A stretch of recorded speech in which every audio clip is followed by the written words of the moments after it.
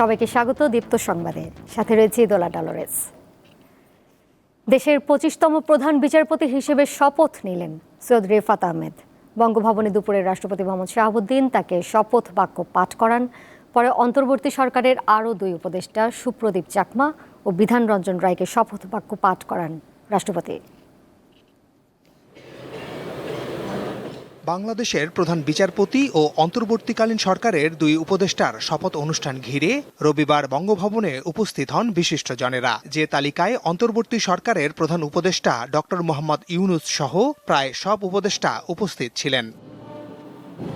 রবিবার দুপুর 12:30টায় বঙ্গভবনের দরবার হলে যান রাষ্ট্রপতি মোহাম্মদ শাহাবুদ্দিন। রীতি অনুযায়ী যন্ত্রসঙ্গীতে বেজে ওঠে জাতীয় সঙ্গীত।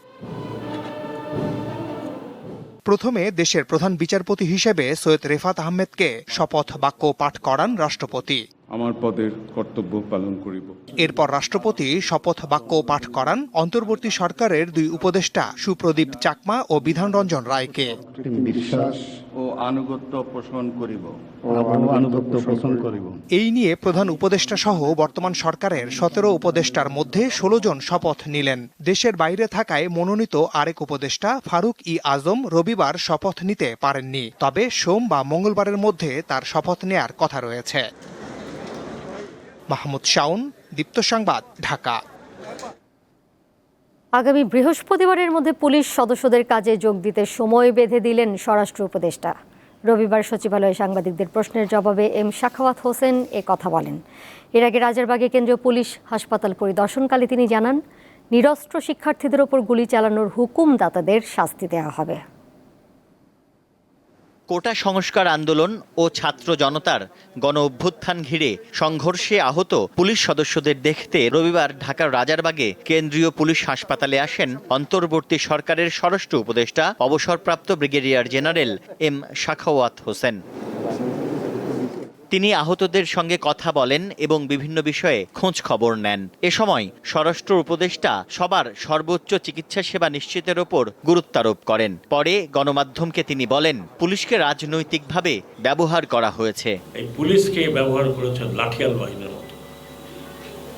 এই পুলিশকে ব্যবহার তৈরি করেছে, মারণাস্ত্র দিয়েছে পুলিশের হাতে। 7.62 দেখে আমি আশ্চর্য হয়ে গেছি। হুকুমদাতা যারা ছিল, they should be punished and severely punished. আমাদের দেশে না পারলে বিদেশে পুলিশকে আপনি আর পুলিশ লাঠিয়াল বাহিনীর মতো পরিচালিত করতে পারবেন না। I will insist police will be under police commission. Police সদস্যদের সময় মতো কাজে যোগ দিতে হবে বলে জানান স্বরাষ্ট্র উপদেষ্টা। এই তারিখের ভিতরে যদি যে পুলিশ সদস্যরা যদি না আসেন, আমরা ধরে নেব দে আর ডেজার্টার। আমার কাছে অনেক মেকানিজম আছে তাৎক্ষণিকভাবে এই যে ঘাটতিটা এটা পূরণ করে, অনেক মেকানিজম আছে। গণমাধ্যমের নিরপেক্ষতার উপর গুরুত্বারোপ করেন সাবেক এই সেনা কর্মকর্তা। অন্তত এই পিরিয়ডে কোনো মিডিয়া চাটুকারি করবেন, মিডিয়া বন্ধ হয়ে যাবে। সেটা আপনারা আন্তর্জাতিক হাউকাউ করেন, চিল্লাচিল্লি করেন, যা করেন, আই উইল ডু দ্যাট। আমি আপনাদেরকে প্রমিস করতেছি, যদিও আমার বিষয় না, আমার বিষয়ও বটে। এই মিডিয়া আপনারা সত্যি ঘটনাগুলো তুলে ধরেন।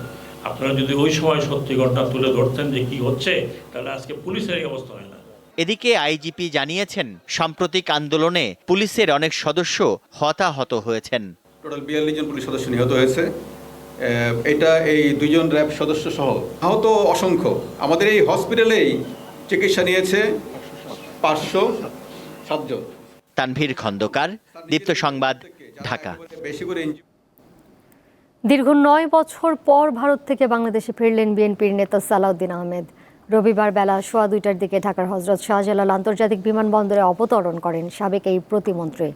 বিএনপির স্থায়ী কমিটির সদস্য সালাউদ্দিনকে বিমানবন্দরে স্বাগত জানান দলটির বিপুল সংখ্যক নেতাকর্মী।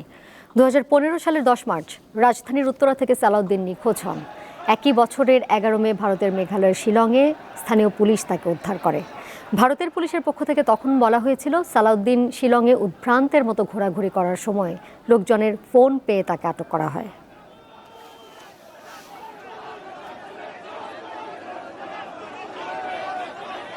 এবারে জানিয়ে দেব দেশের বাইরের খবর। আদানি শিল্পী গোষ্ঠীর ব্যবসায় অংশীদারিত্ব ছিল ভারতের শেয়ারবাজার নিয়ন্ত্রক সংস্থা সেবির প্রধান মাধবীপুরী বুচের।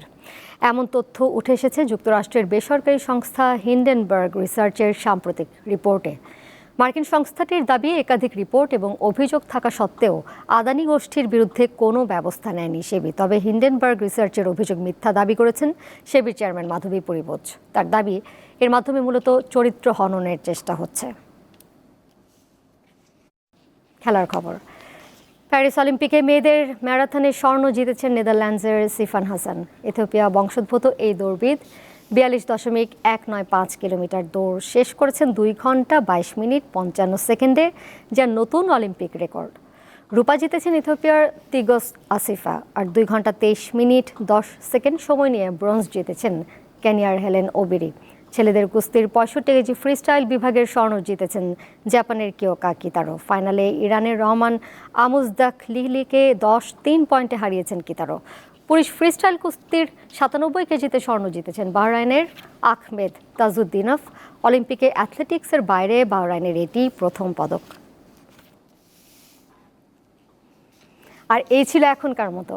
পরের সংবাদ রাত 11টায় দেখার আমন্ত্রণ রইল। এছাড়া আরও তথ্য এবং বিনোদনের নানা খবরাখবর জানতে যুক্ত থাকুন দীপ্ত ডিজিটাল প্ল্যাটফর্মে। সবাইকে ধন্যবাদ।